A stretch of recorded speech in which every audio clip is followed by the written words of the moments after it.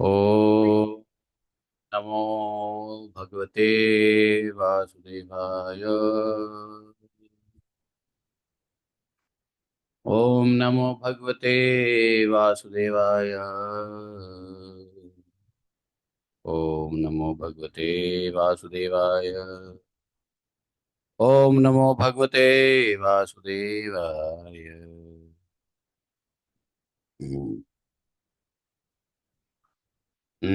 नारायणं नमस्कृत्यं नरं चैव नरोत्तमं देवीं सरस्वतीं व्यासं ततो जयामुदीरये। नष्टप्रायसु भद्रेषु नित्यं भागवत सेवया भगवतिरुत्तम श्लोके भक्तिर्भवति नैष्ठकी।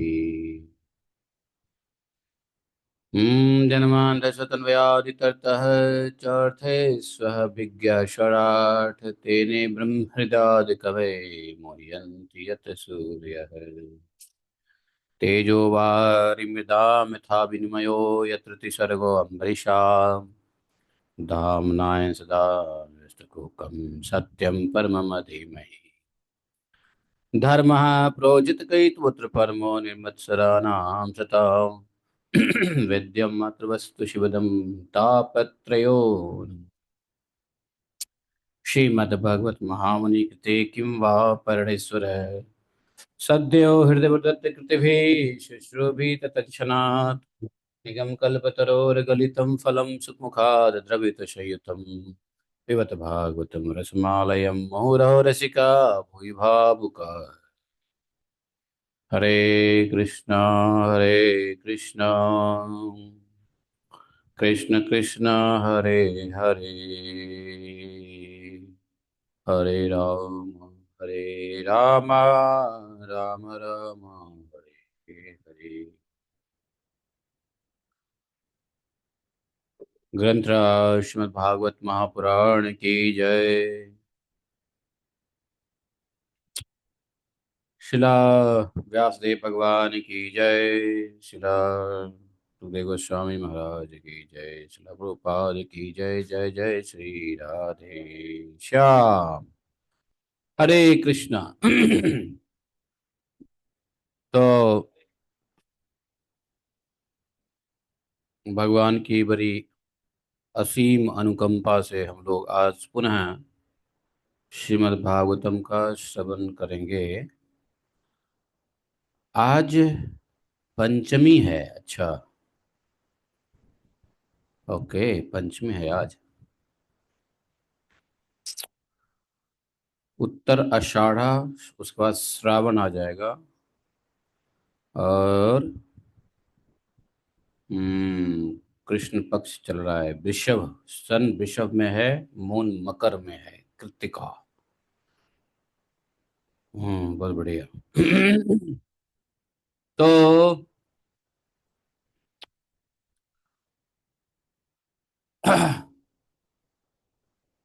आजकल भागवतम जो रिकॉर्डिंग हो रहा है यूट्यूब पे, आप लोगों ने कभी सुना है? काफी अच्छे साउंड में अब आ रहा होगा। उसका कारण है ये एक्स्ट्रा, ये माइक्रोफोन जो लैपटॉप से कनेक्ट हो गया है, जिसकी वजह से बहुत अच्छे वहाँ पे साउंड कैप्चर होता है विदाउट एनी नॉइज। यहाँ कूलर फैन चलते रहते हैं, फिर भी बिना नॉइज के वो कैप्चर कर लेता है। यह संभव नहीं था। और ये सेवा कविता माता जी ने किया है भागवतम के लिए। आप सब कविता माता जी के लिए हरि बोल बोल दो एक बार। हाँ, कविता माता जी, कविता माता जी बहुत उदारशील भी हैं, दानशील भी हैं, जेनरस हैं। तो इस बात को भागवतम में एक्नॉलेज करना जरूरी भी है। तो वो बार बार पूछती रहती है, क्या भेजूं क्या भेजूं, कुछ तो क्या भेजूं। हमने कहा भाई, अब भेजना ही है तो ये भेज दो, भागवतम की सेवा हो जाएगी। और बहुत बढ़िया क्वालिटी का भेजा माता जी ने। बोया, दुनिया में नंबर वन कंपनी है सहनाइजर, उसके बाद सेकंड कंपनी बोया, थर्ड कंपनी डिजीटेक फिजीटेक आता है। तो बोया is a very good company, और जब से कनेक्टिविटी हुई है अच्छा हो गया है। तो पुनः पुनः धन्यवाद। ऐसा संभव हुआ है क्योंकि ये जो ये जो चल रहा है फैन कूलर फूलर ना, सब साइलेंट कर देता है, सबको काट देता है। मतलब बीच ट्रैफिक में भी जाओ तो ट्रैफिक की नॉइज को काट देगा और आप ही की आवाज इसमें दे देगा। So it is so nice, very helpful.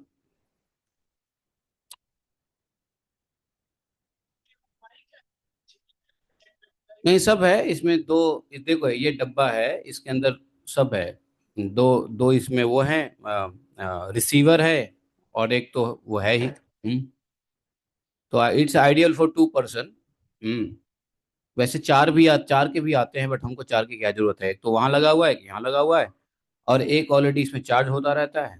ऐसा है, बट बढ़िया, इट्स वेरी गुड क्वालिटी। बोया इज वेरी गुड क्वालिटी। मेरे पास बोया था, वो तार वाला था। Anyway, thank you very much by the way. इसकी सेटिंग थोड़ी करनी पड़ती है हमको डेली डेली, मतलब, लेकिन ठीक है, इट्स गुड। हरे कृष्णा। सेवा, देखो मैं कई बार कहता हूँ, सेवा। हैं? अरे, वो उससे भी अच्छी क्वालिटी है माता जी, ये बोया का है। सब लोग डिजिटेक यूज करते हैं, ये बोया का है, मस्त वाला है। तो सेवा ऐसी होनी चाहिए, सेवा कोई करना चाहे तो ऐसी होनी चाहिए सेवा जिसमें भगवान की सेवा हो सके। ये हम मनुष्यों की सेवा करने से क्या फायदा है? भागवत सेवा हो, भगवान की सेवा हो, वो सेवा है। बाकी मनुष्यों की सेवा करने से, खाने की वस्तु ले आओगे, खा पी के सुबह निकल जाएगा। पहनने की वस्तु ले आओगे, वो सब पुराना धुराना फट जाएगा। लेकिन ये सब चीजें से, एक अगर ये साल भर भी चल गया, 2 साल भी चल गया भागवतम की सेवा में, तो ये अचिंत्य हो जाएगा। है कि नहीं? ये स्पिरिचुअल मैटर तो बन बन गया है सेवा में, इसलिए ये सेवा है। तो छठे स्कंद के 9वें अध्याय में, अतएव स्वयं तदुप कल्पयास्माकं भगवतः परम गुरोस्तव चरण पलाशच्छायां विविध वृज्ज संसार परिश्रमोप शमनि मुपसितानां वयं यत्कामनोपसादिताः अथोई स जहि स्वाष्टं ग्रसतं ग्रसन्तं भुवनत्रयं ग्रसतानि जेन न कृष्णतेजांशस्त्रायुधानि च हंसाय हद्रनीललायाय निरीक्षकाय कृष्णाय मृष्ट यशसे निरूपक्रमाय शतसंग्रहाय भवपान्थ निजाश्रमाप्त वन्ते परिष्टगतये हरे नमस्ते। ॐ अज्ञानतिमिरान्धस्य ज्ञानाञ्जनशलाकया चक्षुरुन्मीलितं येन तस्मै श्रीगुरवे नमः। श्रीचैतन्यमनोभीष्टं स्थापितं येन भूतले स्वयं रूप कदा मह्यं ददाति स्वपदान्तिकम्। वन्देऽहं श्रीगुरोः श्रीपत्कलं श्रीगुरून् वैष्णवांश्च श्रीरूपं साग्रजातं सगन् रघुनाथान्वितं तं सजीवम् साद्वैतं सावधूतं परिजनसहितं श्रीकृष्ण चैतन्यदेवं श्रीराधाकृष्णपादान् सगन् ललिता श्रीविशाखान्वितांश्च। हे कृष्ण करुणा सिंधु दीनबंधु जगतपते गोपेश गोपिका कांतम राधा कांतम नमोस्तुते। तप्त कांचन गौरांगी राधे वृंदावनेश्वरी वृषभानुसुते देवी प्रणमामि हरिप्रिये।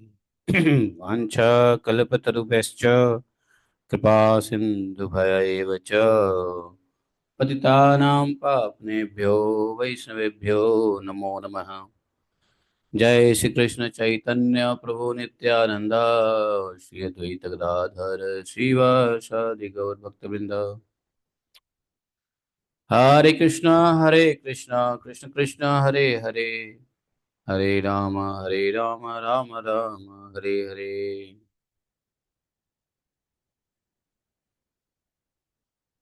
तो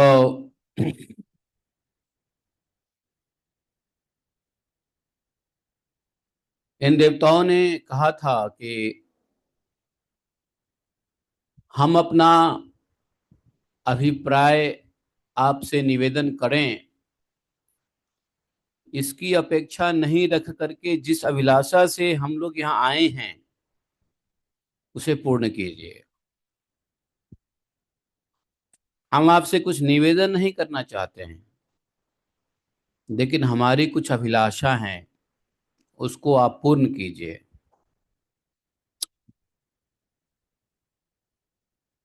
देखो, ये समझने की बात है।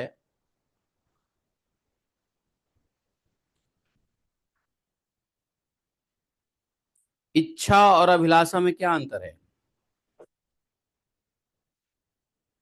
इच्छा में और अभिलाषा में क्या अंतर है? दोनों एक ही शब्द है ना, इच्छा और अभिलाषा। दोनों हिंदी के शब्द हैं। इन दोनों में भाव का बड़ा अंतर है। इच्छा जो जाहिर किया जाता है, अभिलाषा जो सिर्फ हृदय में रहता है। अभिलाषा प्रकट नहीं होता है, इच्छा प्रकट होता है। इच्छा की पूर्ति की मांग की जाती है, लेकिन अभिलाषा शांत किया जाता है।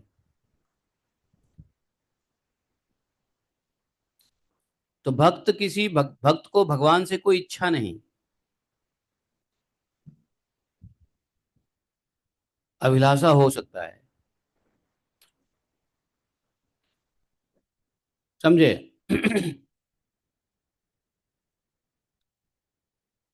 अब भगवान ने जो गीता में कहा था,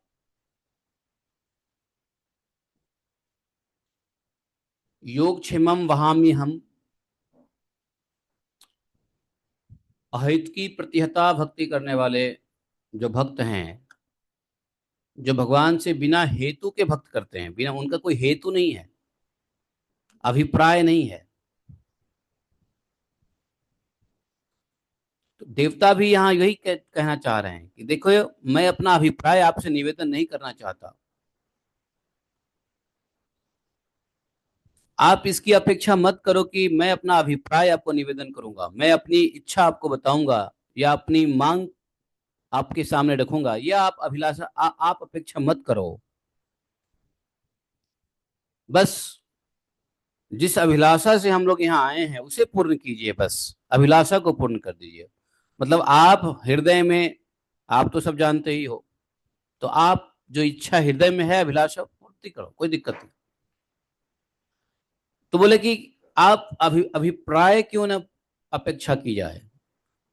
तो अगर अभिप्राय देवता लोग बता देंगे तो भक्त का धर्म न खत्म हो जाता है। जैसे ही इच्छा जाहिर कर दिया तो भक्त का धर्म खत्म। तो इसलिए बोला कि हम आपसे निवेदन करते हैं कि आप हम हमारा अभिप्राय बिना अपेक्षा किए हुए हमारी अभिलाषा को पूर्ति कीजिए। एक भक्त जब भगवान का भोजन करता है तो अपना मन कहाँ लगाता है? भगवान में। लेकिन जब वह मन भगवान में लगाता है तो मन यदि दुखी है किसी वजह से, तो भगवान को तो पता चलता है ना कि इसका मन दुखी है, फिर भी दुखी मन से ही हमारे में लगाए हुए है।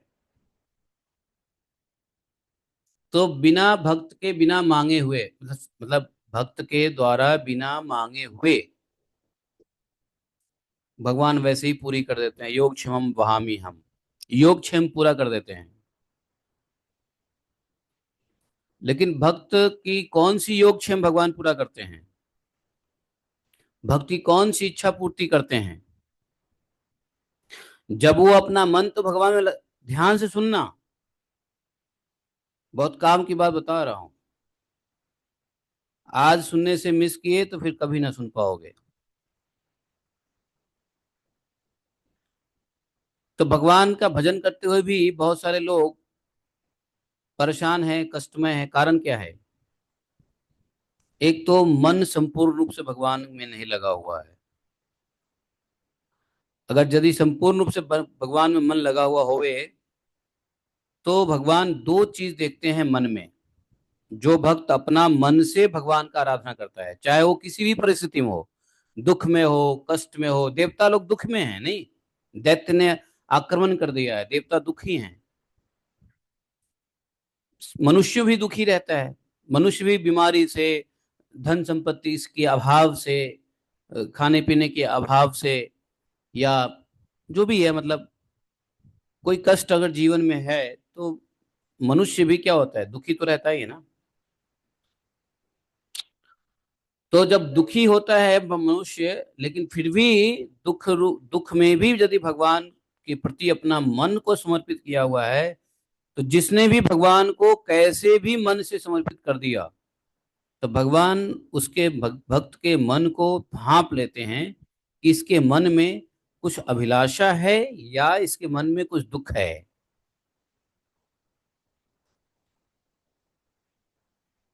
क्योंकि अगर वास्तव में दुख है तो मन पे आएगा, मन को इफेक्ट करता है। और वह दुख यदि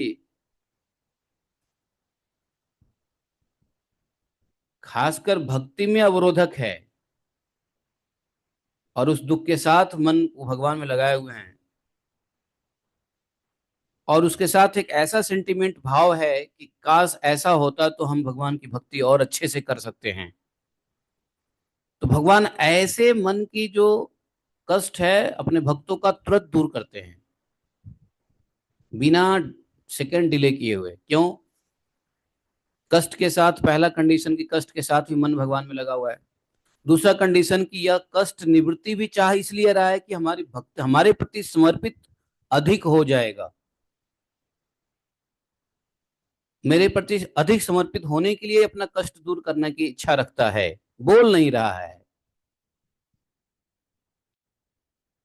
तो एक तो दुखी देख लेते हैं, दूसरा उसकी अभिलाषा देखते हैं। दुखी है और साथ में अभिलाषा यह है कि हम भक्ति के लिए यह दुख दूर हो जाए तो अच्छा होगा, तो भगवान उसको तुरंत ठीक कर देते हैं, तुरंत भक्त की भक्त को सब कुछ दे देते हैं जो चाहिए होता है। तो इसमें क्या हुआ, भक्त का धर्म भी बच गया, मांगने वाली धर्म, भक्ति भी बच गई। नहीं तो अगर भगवान से मांग देगा तो भक्ति खत्म, मांगने वाले को भक्ति नहीं होता। मांग के भक्ति की जाए तो व्यापार हो गया, अहित की भक्ति। लेकिन अभिलाषा, ऐसे बहुत सारे एग्जाम्पल है। देखो, रघुनाथ दास गोस्वामी महाराज कुछ भगवान से मांगते नहीं, बस हृदय में अभिलाषा थी, भगवान ने अभिलाषा हृदय में थी उसको देख के पूरा कर दिया उनको। जिस अभिलाषा के लिए भी उनको कचोट हुआ कि मैंने ऐसा क्यों विचार किया।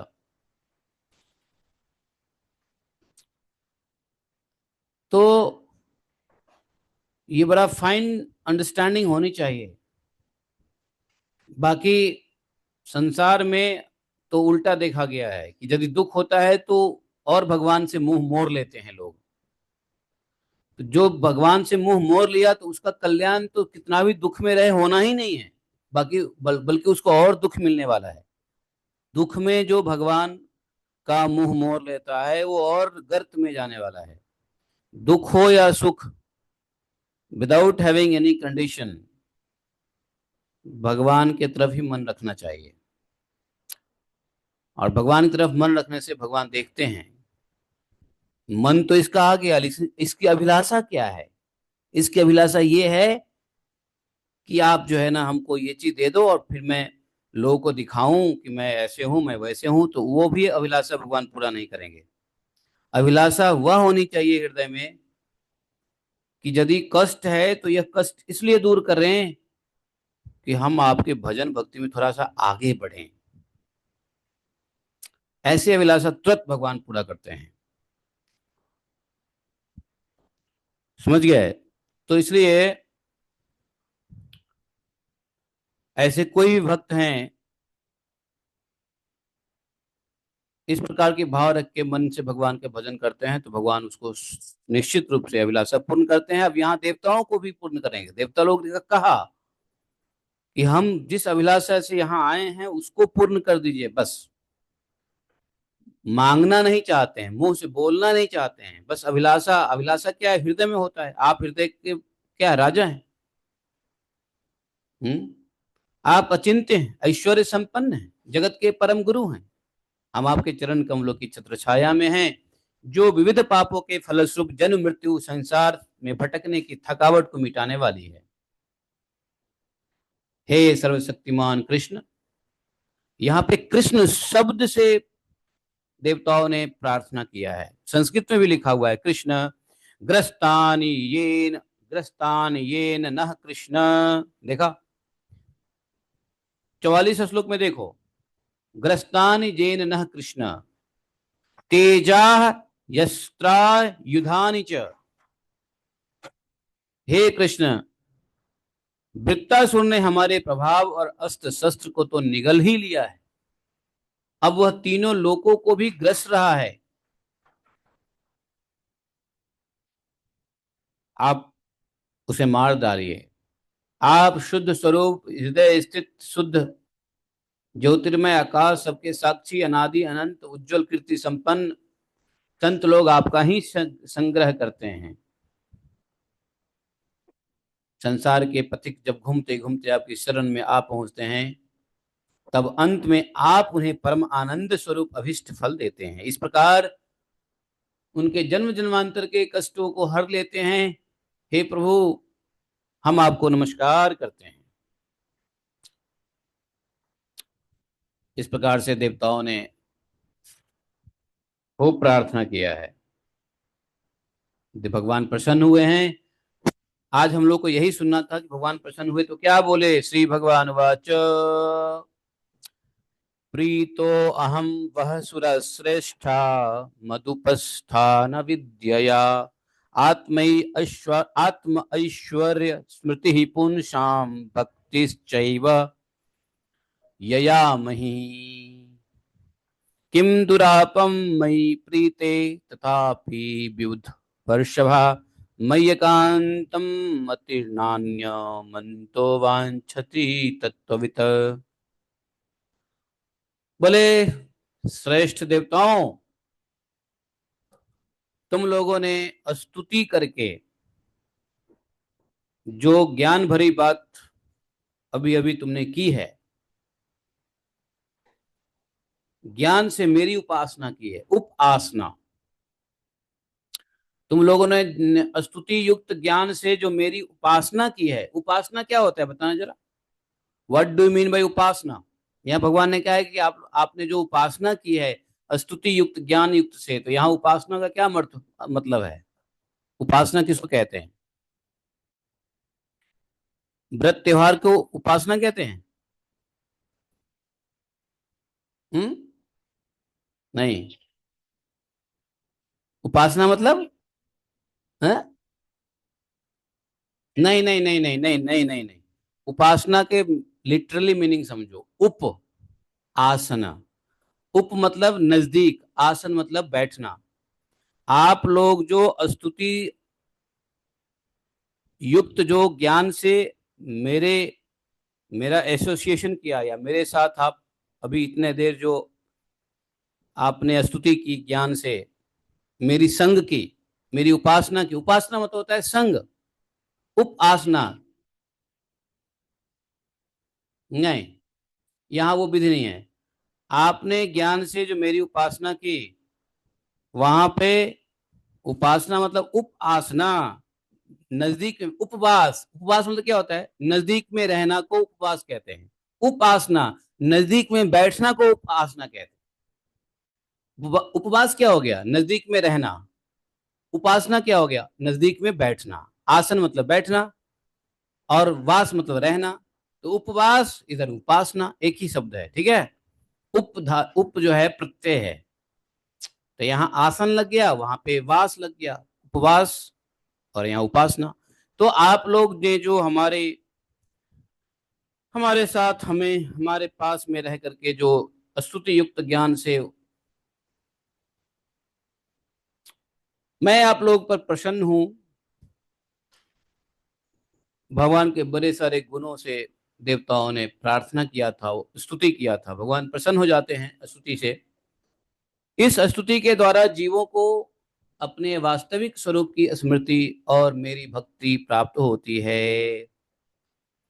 भगवान कह रहे हैं कि ऐसी स्तुति से जीवों को अपने वास्तविक स्वरूप की स्मृति और मेरी भक्ति प्राप्त होती है। अब समझो, स्तुति क्यों करना चाहिए। स्तुति इसीलिए करना चाहिए, आत्म ऐश्वर्य स्मृति ही पुंसाम भक्तिश्चैव मया मयि यया मयि। ये 46 श्लोक का सेकंड लाइन में भगवान कह रहे हैं, आत्म ऐश्वर्य स्मृति ही, अपना स्मृति हो जाता है कि हम कौन हैं। वास्तविक स्वरूप की स्मृति हो जाती है, आत्म स्मृति, आत्मा की स्मृति हो जाती है कि हम कौन हैं। और फिर भगवान की भक्ति भी प्राप्त हो जाती है। इसलिए भगवान ने कहा है कि ऐसी स्तुति अब कर तो रहे हैं देवता लोग, लेकिन भगवान यहाँ क्या कह रहे हैं, जीवों को अपना वास्तविक स्वरूप की प्राप्ति हो जाती है। तो इसलिए स्तुति करना चाहिए, स्तुति पढ़ना चाहिए समय निकाल के दिन में कभी भी। समझे। स्तुति से बड़े फायदे हैं। भगवान की भक्ति होती है, आत्म स्वरूप भी प्राप्त होता है। हे देव शिरोमणियों, हे देव शिरोमणि, मेरे प्रसन्न हो जाने पर कोई भी वस्तु दुर्लभ नहीं रह जाती है।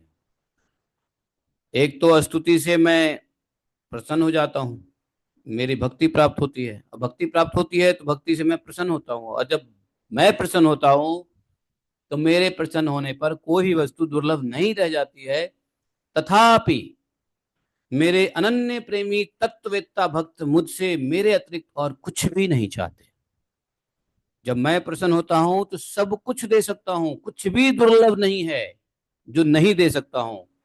लेकिन खेद की बात है कि मेरे अनन्य प्रेमी तत्व ज्ञानी भक्त लोग मुझसे मेरे सिवा कुछ मांगते ही नहीं है। मैं सब कुछ दे सकता हूं लेकिन फिर भी मेरे सिवा कुछ मांगते ही नहीं। भगवान बोले, न वेद कृपण श्रेयात्मनो गुण वस्तु दृक् तस्य तानि क्षतो यच्छेद यदि स्वपि तथा विध स्वयं निःश्रेयसं विद्वान् न वक्त्याज्ञाय कर्महि नरातिरोगिनो अपथ्य वाञ्छतो हि विषक्तमः। देखो, भगवान ने कहा, जो पुरुष जगत के विषयों के सत्य को समझता है, जो पुरुष जगत को सत्य सत्य समझता है,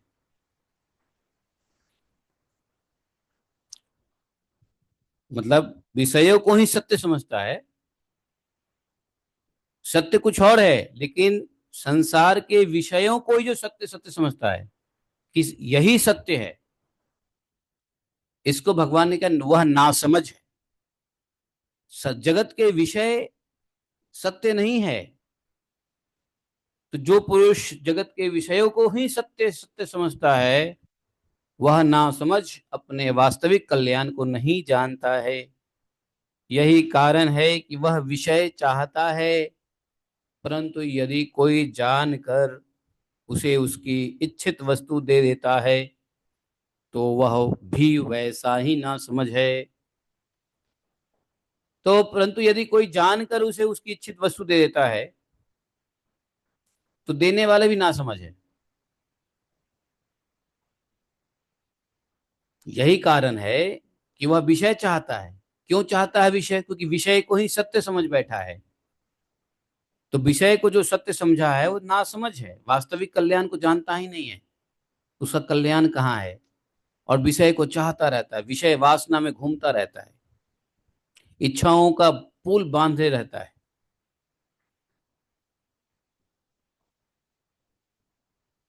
लेकिन जो कोई जानकार उसकी इच्छित वस्तु को दे दे तो वह भी ना समझ है।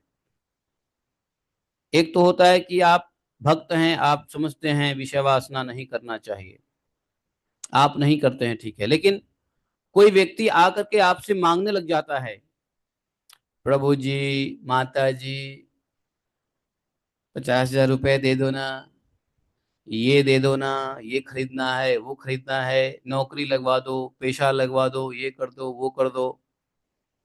ये क्या है?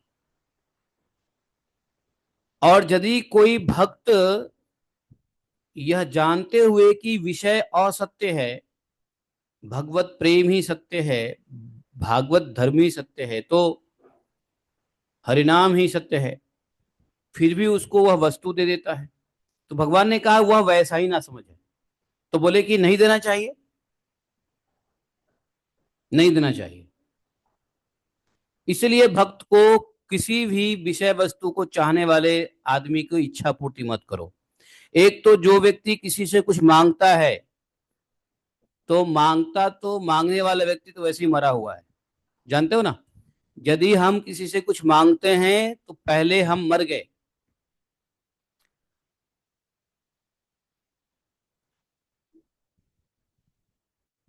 जेमन रहीमन वे मुए जे कुछ मांगन जाहि, उनसे पहले ते मुए जिनके मुख से निकसत नाही। ये रहीम कहते हैं, रहीम। रहीम जानते हो, राम रहीम।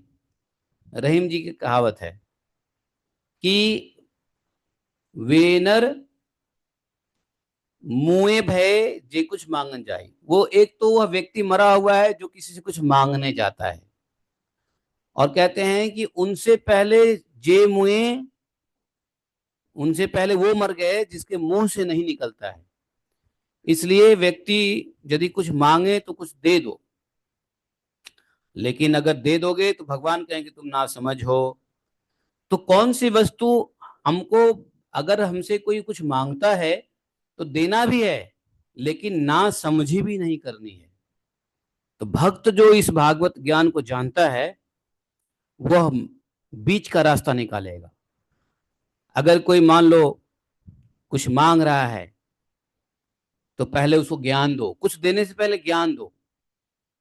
देखो, तुम्हें जो ये जरूरत, एक तो जरूरत की वस्तु मांग रहा है, तो बताओ कि तुम्हें जरूरत की वस्तु है और तुम्हारे पास नहीं है, इसका कारण क्या है?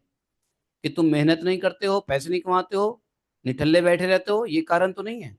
और तुम पैसे कमाते हो फिर भी तुम्हें ये वस्तु नहीं इकट्ठा हो पा रहा है, तो इसका मतलब है कि कहीं ना कहीं तुम्हारे पाप सामने आ रहे हैं।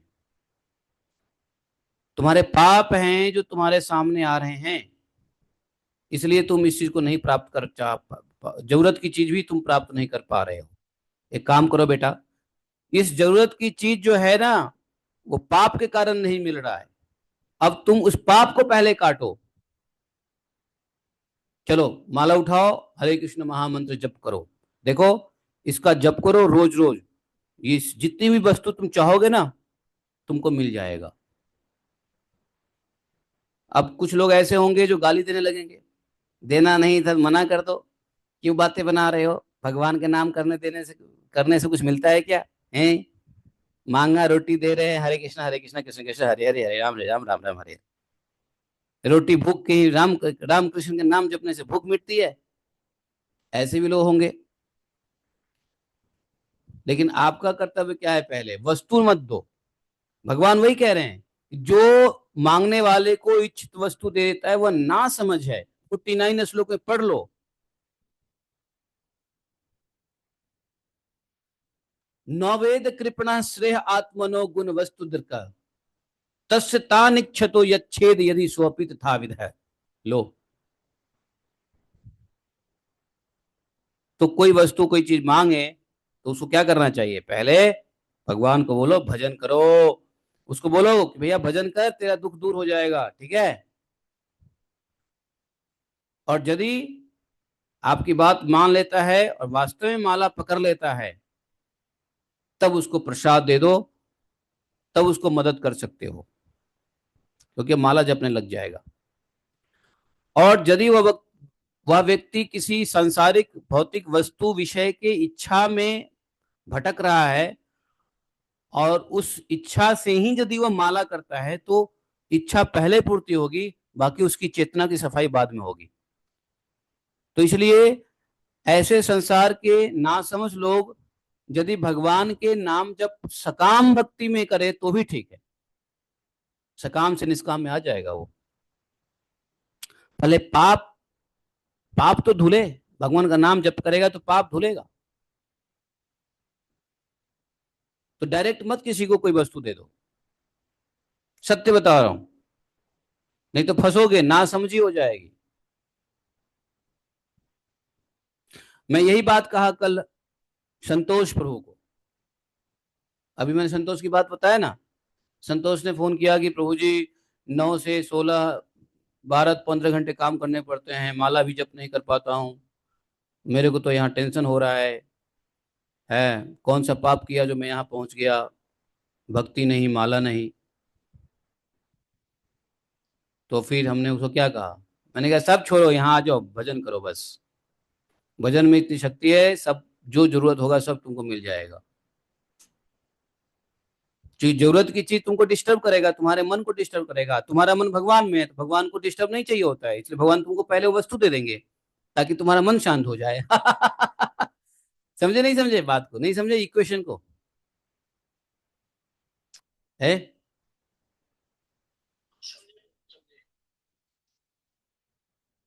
तो जो अपनी जरूरत में भी भगवान के ऊपर मन लगा देता है, भगवान पहले उसके मन को शांत करते हैं, क्योंकि ये भगवान को अशांत मन नहीं चाहिए। इसलिए मन शांत हो या अशांत हो, भगवान में ही लगाओ।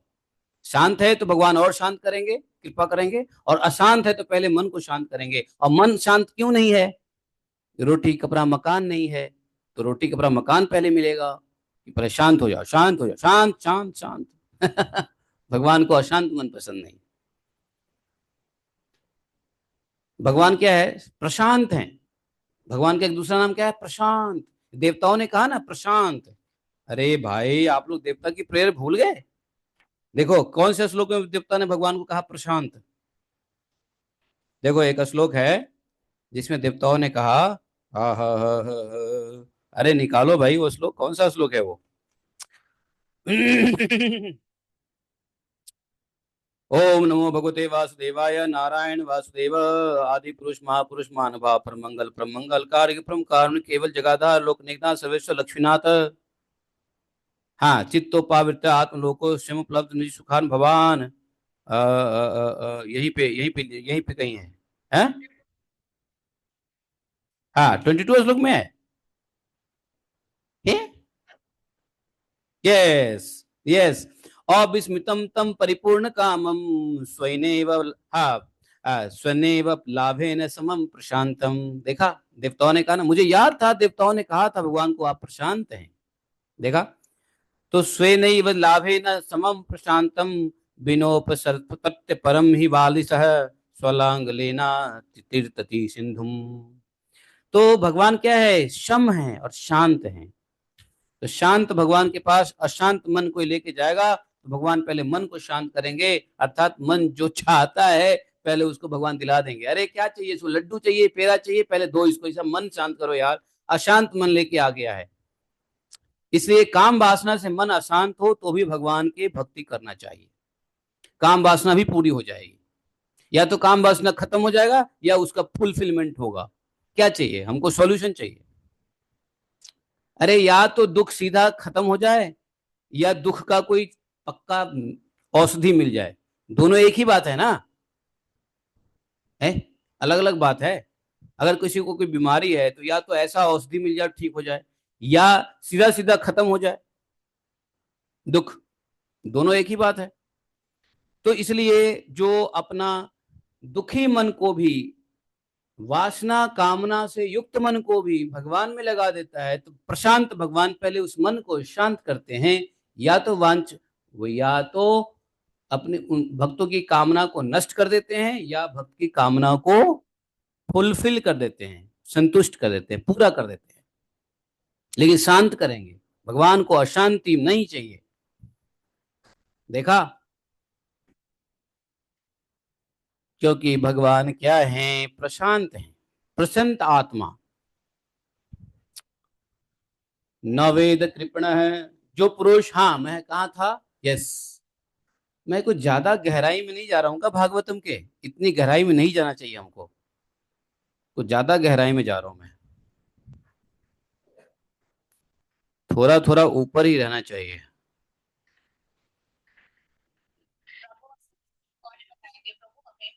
है। हाँ, आप लोग अपने ऊपर दया करो पहले। है। अच्छा, अपनी दया नहीं करती काम।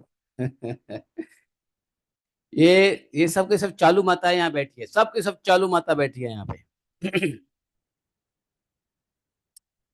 सब। हाँ। हाँ हाँ, भगवान की भक्ति के लिए स्वार्थ हुए तो नो प्रॉब्लम। अरे स्वार्थ भी हो तो भगवान के लिए मजा आ जावे फिर। हाँ, सही बात है, संसार के लिए स्वार्थी वास्तव, वास्तव में स्वार्थी तो संसार के लिए कहा गया है, भगवत भगवत की भगवान के संबंध में स्वार्थी नहीं हो सकता है। वह स्वार्थ जो भगवान में भगवान के लिए हो, वो दिव्य स्वार्थ है। ऐसा स्वार्थ भी अच्छा है। वो एक कोई ऐड आता था ना, धाक धब्बे, धाक धब्बे हैं तो अच्छे ही हैं, नहीं ऐसा कोई ऐड आता था ना, कौन सा ऐड आता था वो? हाँ, किसकी ऐड थी वो? नहीं नहीं, सर्फ एक्सेल, सर्फ एक्सेल का, हाँ। धाक धब्बे अच्छे हैं। क्योंकि क्योंकि क्योंकि कपड़ा तो पहले से ही गंदा है, अगर और दाग धब्बे लग गए तो उसकी वजह से सर्फ यूज करोगे, वो चमका देगा तो कहेगा दाग धब्बे अच्छे हैं। क्या, कितना बढ़िया ऐड दिया, हाँ? हाँ?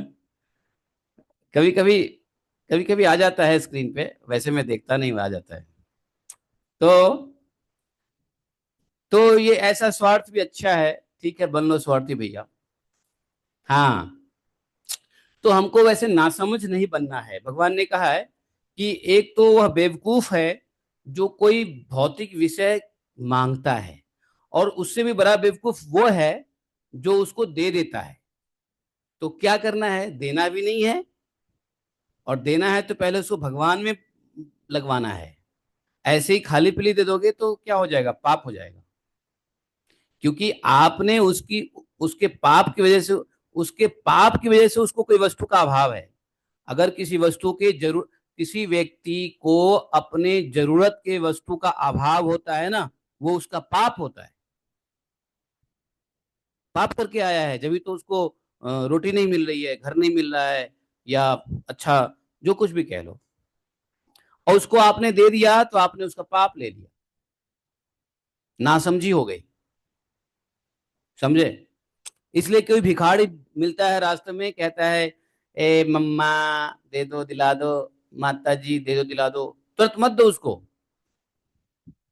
ठीक है, उसको बोलो पहले हरे कृष्ण बोल, महामंत्र बोल। अब पूरा महामंत्र बोले तो बोले ये जपता रहे, 2 दिन में तेरे को सब मिल जाएंगे।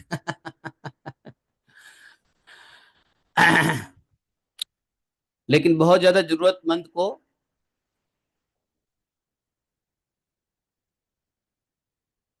नो नो, आवाज सही नहीं आ रही है, इसलिए बाद में पूछना, आवाज आपकी सही नहीं आ रही। तो जो पुरुष मुक्ति का स्वरूप जानता है, टाइप कर दो, टाइप कर दो, जो पुरुष मुक्ति का स्वरूप जानता है वह अज्ञानी को भी कर्मों में फंसने का उपदेश नहीं देता। देखो, जो मुक्ति का स्वरूप जानता है वह अज्ञानी को भी कर्मों में फंसने का उपदेश नहीं देता। जैसे रोगी के चाहते रहने पर भी सवैद्य उसे कुपथ्य नहीं देता। रोगी चाहता है कि मैं लड्डू पेड़ा खाऊं, रोगी चाहता है कि मैं भोजन बढ़िया करूं, मटर पनीर खाऊं, लेकिन जो सदवैद होता है, सदवैद अर्थात अच्छा डॉक्टर जो होता है, उसको वह भोजन देता नहीं है। समझ गए? अज्ञानी को भी कर्मों में फंसने वाला उपदेश नहीं देना चाहिए। कोई अज्ञानी है, उसको ऐसा उपदेश मत दो जिससे कर्मों में फंस जाए। अच्छा डॉक्टर कभी भी गलत भोजन की सलाह नहीं देगा, सद डॉक्टर। अब मान लो आजकल कितने सद डॉक्टर है बताने जरा। आजकल डॉक्टर कहते हैं अंडे खाओ, मच्छी मीट मटन खाओ, चिकन खाओ, बताओ, ये डॉक्टर सब डॉक्टर है? ये सब बेकार के डॉक्टर है, झूठे डॉक्टर है, जो जो पेशेंट को नॉनवेज खिलाने की बात करता है। अरे ऐसे ही उसके पाप इतने बड़े पड़े हैं जिससे उसको बीमारी हुई है, ऊपर से तुम उसको और पाप करवा रहे हो। ये अच्छे डॉक्टर हैं? ये सद डॉक्टर नहीं हो सकते, सत्य डॉक्टर नहीं हो सकते हैं। This is not true doctor. तो सत्य डॉक्टर वह है जो पेशेंट को लहसुन प्याज भी छुड़ा दे, चाय कॉफी भी छुड़वा दे, और तब उसको कहे बेटा अब तुम ये रोटी सब्जी खा, बस रोटी सब्जी खा, दूध पी, और फल फल खा बस। ठीक है, प्रोटीन चाहिए तो प्रोटीन के लिए थोड़ा दाल का पानी पी ले। हाँ, कमल को ज्ञान नहीं है ना, कमल को ज्ञान नहीं है। एक इस दुनिया में एक व्यक्ति है, कमल नाम का व्यक्ति, जो किसी को कुछ बिना सोचे दे देता है, ऐसा माता जी कह रही, मैं नहीं कह रहा हूँ। स्नेहा माता जी ने मैसेज किया, कमल वृंदावन में किसी को बिना सोचे दे देता है। तो कमल जेनेरस है, अच्छी बात है। तो और वृंदावन में दिया तो कि ज्यादा नुकसान नहीं है, लेकिन वृंदावन के भिखारी वास्तव में भिखारी नहीं है, आप एक बार जान लो। वृंदावन में कोई भी व्यक्ति जो भिक्षा मांग रहा हो, वो भिखारी नहीं है। बड़े पैसे पैसे वाले लोग भी भिक्षा मांगते रहते हैं, क्यों? अपनी कर्म काटने के लिए। आप उसको पैसा दोगे, आप अपना कर्म आपको दे देगा वो। कर्म काटने के लिए भिक्षा मांगते रहते हैं। जितना भिक्षा मिलेगा उतना कर्म कटेगा, जानते हो? बहुत सारे भिक्षा मांगने वाले वृंदावन में है, जो भिक्षा मांग के मंदिर में डाल देते हैं, अपना कर्म काट लेते हैं, और सारे कर्म चला जाता है देने वाले को, कमल जी को। इसलिए अच्छा है खुद ही मंदिर में दे के आओ भाई, क्यों दूसरे के कर्म लेके देना। तो बहुत सारे लोग सुखी संपन्न होते हैं, लेकिन अपने कर्म काटने के लिए टॉयलेट साफ करते हैं, भिक्षा मांगते हैं, रोड पे झाड़ू बुहारू करते हैं, अपनी कर्म काटने के लिए। वास्तव में भिखारी नहीं होते हैं। जो वृंदावन में आ गया वो भिखारी हो सकता है क्या? है? वृंदावन में तो बिना कोई काम किए आदमी को रोटी पानी मिलता है। गोवर्धन पे बिना कुछ किए भजन करो, रोटी ऐसे मिल जाएगा। रोटी नहीं मिलेगा, मटर पनीर आ जाएगा। आप कहोगे नहीं नहीं नहीं चाहिए। यहाँ तो इतने साधु हैं जो प्रसाद को मना करते हैं, ना ना ना, मेरी तबीयत खराब हो जाएगी, मैं इतना नहीं खाऊंगा। और इतना खाना आता है, इतना प्रसाद आता है उसके पास। कल एक साधु मिला था मुझे, वो कह रहा था प्रभु जी ना ना ना, मैं तो प्रसाद इतना नहीं खा सकता, तबीयत खराब हो जाएगी। मैं तो बस एक रोटी या सब्जी खाता हूँ, बाकी 10 चीजें छोड़ देता हूँ भंडारे में। बताओ। और लोग भाई यहाँ भंडारे देने आते हैं अपने कर्म काटने के लिए। हैं? दिल्ली के सेठ लोग आते हैं यहाँ पे, भंडारा कराते हैं, प्याऊ लगवाते हैं, क्या क्या करवाते हैं अपने कर्म काटने के लिए। पाप कर्म नहीं छोड़ेंगे, लेकिन पुण्य करेंगे, कि पुण्य से पाप को कट करना चाहते हैं। इतना नालायक हैं दिल्ली के व्यापारी लोग। दिल्ली नहीं, हर जगह के बनिया लोग। तो देखो, भगवान ने कहा कि देखो, अज्ञानियों को भी कर्म में फंसने का उपदेश नहीं देना चाहिए। जिस प्रकार से जो अच्छे डॉक्टर होते हैं, वह भोजन नहीं देते पेशेंट को, रोगी को, जो उसको और पाप करवाएगा।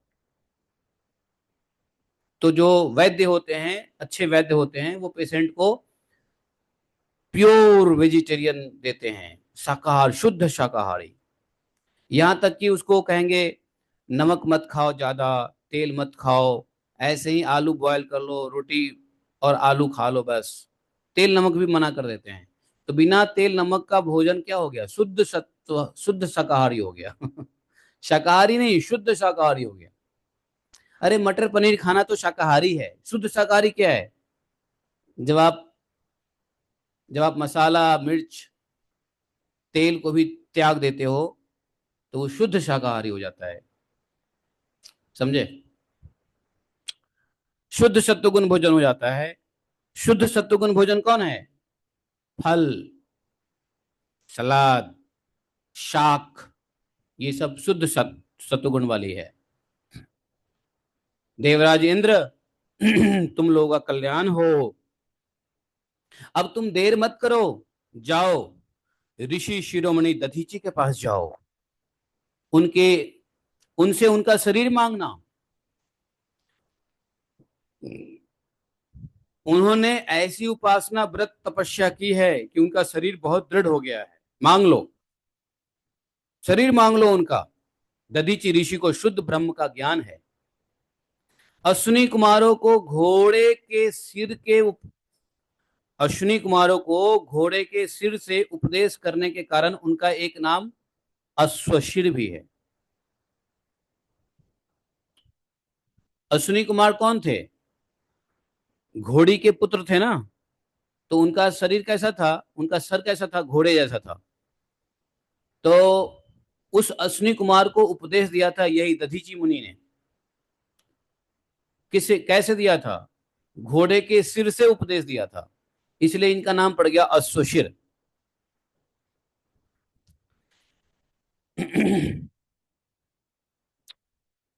एक्चुअली ब्रह्म विद्या के ज्ञानी हैं दधीची मुनि। तो एक बार क्या हुआ, अश्विनी कुमार पहुंच गया ब्रह्म विद्या पाने के लिए। तो दधीची मुनि ने कहा कि तुम अभी मत आओ, अभी मैं किसी काम में बिजी हूं, तुम बाद में आना, समय आने पर आना। जब ये अश्विनी कुमार चले गए तो इंद्र भी आए और इंद्र ने कहा दधीची मुनि को कि हे ऋषि वर, अश्विनी कुमार को तुम ब्रह्म विद्या मत देना। ये इंद्र ने सिखा दिया, इंद्र ने रिकमेंड किया इनको, दधीची जी को, कि वो अश्विनी आया था ना ब्रह्म विद्या लेने के लिए, उसको मत देना।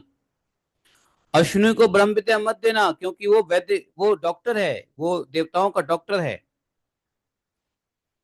यदि तुम मेरी बातों का नहीं मानोगे तो तुम्हारा सर काट दूंगा। ये इंद्र ने धमकी दिया था, समझे? इंद्र ऐसा धमकी देकर चले गए। और जब उसके बाद अश्विनी कुमार आकर के फिर प्रार्थना किया कि गुरुदेव ब्रह्म विद्या दीजिए, ब्रह्म का ज्ञान दीजिए। तो दधीच मुनि ने अश्विनी कुमार को सारी वृत्तांत कह सुनाया कि देखो, तुम्हारे जाने के बाद इंद्र आए थे और इंद्र ने ऐसा ऐसा हमको धमकी देके गया है कि यदि मैं तुमको ब्रह्म ज्ञान दूंगा तो मेरा सर काट देगा।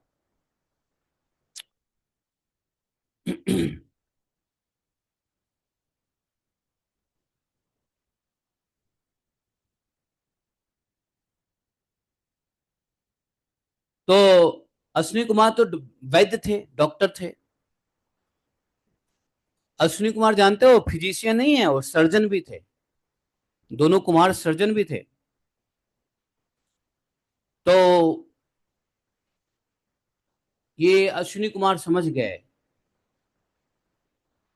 तो उन्होंने कहा एक काम करो मुनि जी, दधीची मुनि को कहा कि ये काम करता हूं, मैं आपके सिर को काट देता हूं और आपके सिर के ऊपर मैं एक घोड़े का सिर लगा देता हूं।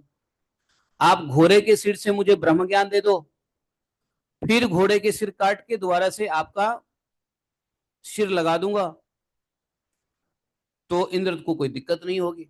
आपने इस मुख से तो हमें ब्रह्म ज्ञान दिया नहीं, अश्व के मुख से ब्रह्म ज्ञान दिया, और मेरा भी मुख क्या है, अश्व जैसा ही है।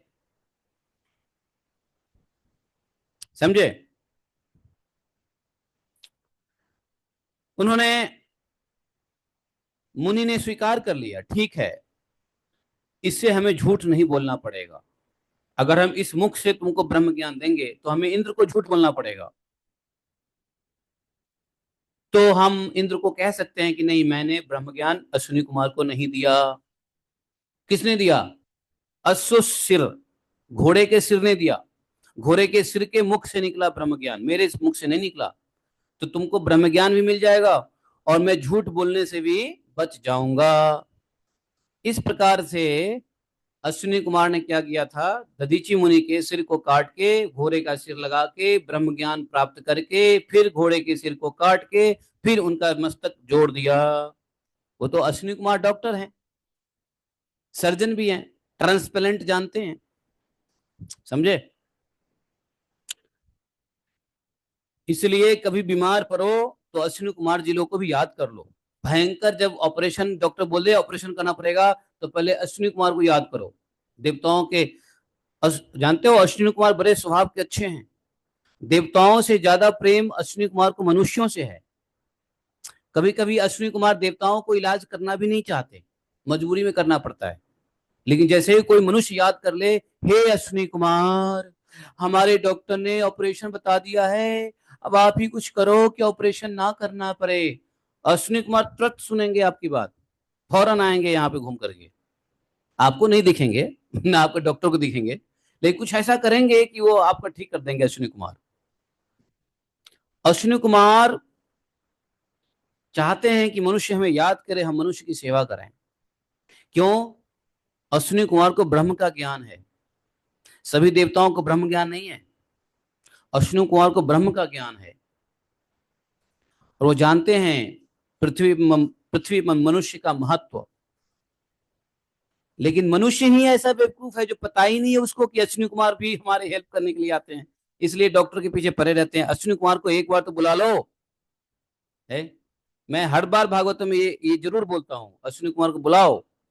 आधी व्याधि पे, शरीर का रोग हो तो अश्विनी कुमार को बुलाओ, ठीक कर देंगे। मुनि ने ऐसा ही किया। तो इसीलिए दधीच मुनि का एक नाम क्या पड़ा? अश्वशिर। क्या? अश्वशिर। तो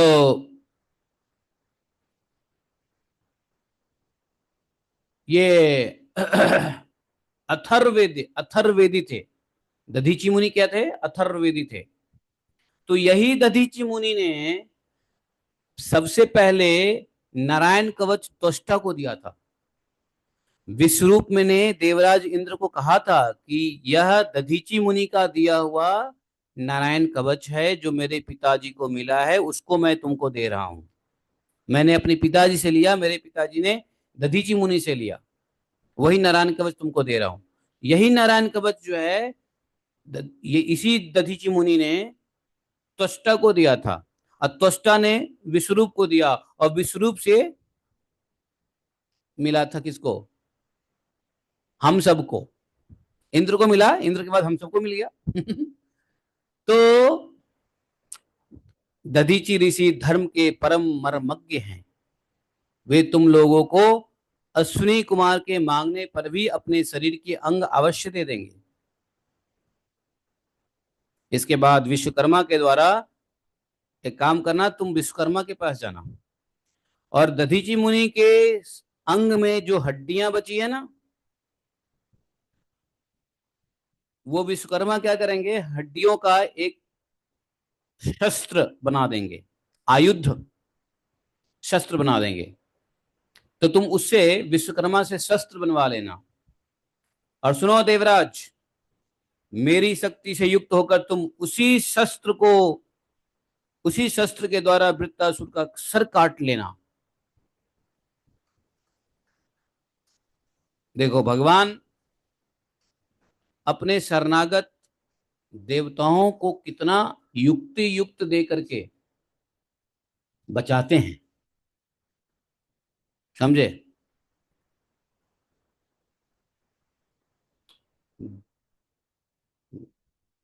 देवताओं, वृत्तासुर के मर जाने पर तुम लोगों को फिर से तुम्हारा तेज, अस्त्र शस्त्र, ऐश्वर्य, वैभव, संपत्तियां पुनः वापस मिल जाएगा। तुम्हारा कल्याण अवश्यम भावी है। भगवान ने गारंटी भी दे दिया। अब तुम मेरी बात मानो, ऐसा ही करो जैसा कहा, तो तुम्हारा कल्याण अवश्यम भावी है, क्योंकि मेरे शरणागतों को कोई सता नहीं सकता। जो मेरे शरण में आता है उसको कोई नहीं सता सकता, दुनिया का कोई भी दुश्मन मेरे भक्त शरणागत भक्तों को नहीं सता सकता है। भूयः प्रापस्थ भद्रम वो न हिंसन्ति न च मत्पराण। मत्पराण, भगवान ने कहा मत्पराण। मत्पराण मतलब मेरे शरणागतों का न हिंसन्ति, कोई हिंसा नहीं कर सकता है। भूयः, पृथ्वी पर, प्राप्स्यत भद्रम वो, तस्मिन् विनिहते यूयम तेजो अस्त्रायुध संपदः। तेज भी मिल जाएगा, अस्त्र शस्त्र भी वापस मिल जाएगा, धन संपत्ति भी वापस आ जाएगा।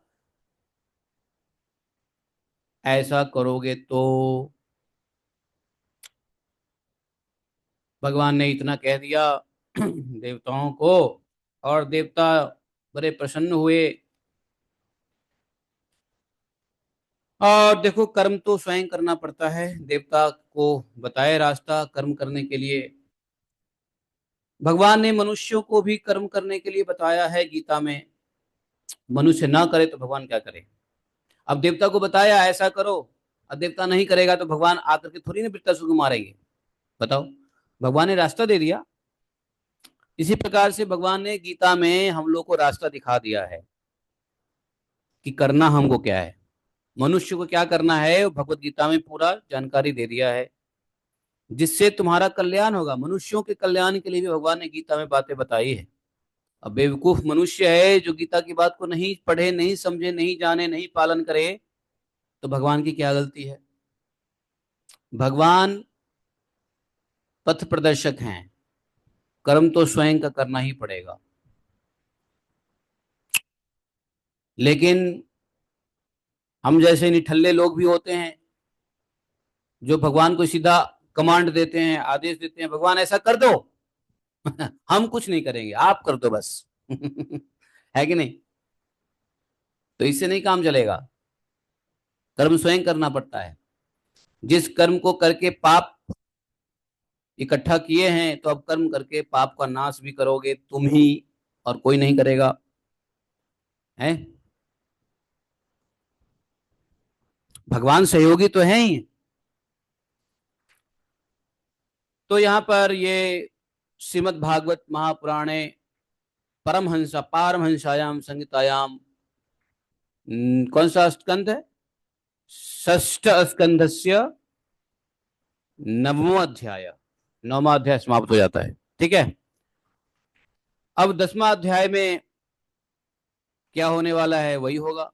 देवता लोग भगवान की बात मान के दधीची ऋषि के पास जाएंगे, दधीची ऋषि से उनका शरीर मांगेंगे, वो हड्डी दे देंगे, उस हड्डी को लेके जाएगा वो वज्र निर्माण के लिए किसके पास, विश्वकर्मा के पास। विश्वकर्मा जी वज्र का निर्माण करेंगे दधीची मुनि के हड्डियों से, और तब वृत्रासुर के ऊपर चढ़ाई कर देंगे। वृत्रासुर भगवान का भक्त था तो असुर, लेकिन भगवान का भक्त था। अब हम लोग वृत्रासुर के चरित्र में प्रवेश कर रहे हैं, समझे। वृत्रासुर का बड़ा अच्छा, वृत्रासुर के पहले का चरित्र सुनोगे ना तो और आनंद आएगा। वृत्रासुर का पहले का चरित्र कौन था, वृत्रासुर है चित्रकेतु, महाराज चित्रकेतु। अरे दिनेश प्रभु, हरे कृष्णा, बड़े दिनों के बाद आपकी याद, आपके आवाज सुनने को मिले हैं। हैं, इतने दिनों के बाद क्यों आवाज देते हो आप, थोड़ा जल्दी जल्दी बोला करो। हैं, अरे तो ऐसे ही फोन करके अपने कान, अपनी आवाज हमें सुना दिया करो सच में कितने दिनों के बाद आप बोले हो है। तो देखो, वृत्रासुर चित्रकेतु थे। तो पहले वृत्रासुर को भगवत चित्रकेतु भगवान के बड़े भक्त थे, वो सब कहानी सुनेंगे हम लोग। अब वृत्रासुर और चित्रकेतु की कथा में प्रवेश कर रहे हैं, जो भागवतम का एक विशेष प्रसंग है, जिसके ऊपर 7 दिन का लेक्चर बनता है। पता नहीं हम लोग कितने दिन तक सुनेंगे, लेकिन 7 दिन का लेक्चर है ये, मतलब भागवतम का 7 दिन है। और इसी के साथ छठा स्कंद समाप्त हो जाता है। वृत्तासुर उपाख्यान के बाद छठा स्कंद समाप्त हो जाएगा। तो मेरे ख्याल से 9 चैप्टर हैं, ये 9 चैप्टर अगले 7 दिन में कंप्लीट हो जाएगा। तो समझो हम लोग के लिए भागवत सप्ताह होने वाला है कल से। कल से 7 दिन तक हम लोग वृत्तासुर के बारे में सुनेंगे। बोलो जय जय श्री राधे श्याम। उम्मीद करता हूँ 7 दिन में मैं पूरा कर दूंगा ये वृत्तासुर और चित्रकेतु के प्रसंग को। बोलिए ग्रंथराज श्रीमद् भागवत महापुराण की जय। एकम शास्त्रम देवकी पुत्र गीतम एको देवो देवकी पुत्र एव। एकम मंत्रस्य तस्नमानि यानि कर्मापि तस्य दिवस सेवाः। त्वमेव माता च पिता त्वमेव बन्धुश्च सखा त्वमेव विद्या द्रविणं त्वमेव मम सर्वदेव देवः। कृष्णाय वासुदेवाय हरे परमात्मने प्रणतक्लेशनाशाय गोविन्दाय नमो नमः। हे कृष्ण करुणा सिंधु दीनबंधु जगतपते गोपेश गोपिका कांतम राधा कांतम नमोस्तुते। तप्त कांचन गौरांगी राधे वृंदावनेश्वरी विश्वानुसुते देवी प्रणमामि हरिप्रिये। वाञ्छाकल्पतरुभ्यश्च कृपा सिन्धुभैश्च पतितानां पावनेभ्यो वैष्णवेभ्यो नमो नमः। जय श्री कृष्ण चैतन्य प्रभु नित्यानंद श्री अद्वैत गदाधर शिवासादि गौर भक्त वृंद। हरे कृष्णा कृष्ण कृष्ण हरे हरे, हरे राम राम राम हरे हरे। जयति ते अधिकं जन्मना व्रज शयत इंदिरा शाश्वतत्र हि।